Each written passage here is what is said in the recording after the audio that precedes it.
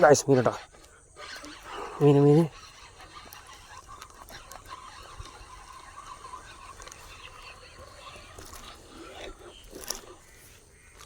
എടാ നമ്മുടെ ബ്രാവോൻ്റെ ലൂണ, അടുത്ത മീൻ. ഓക്കെ,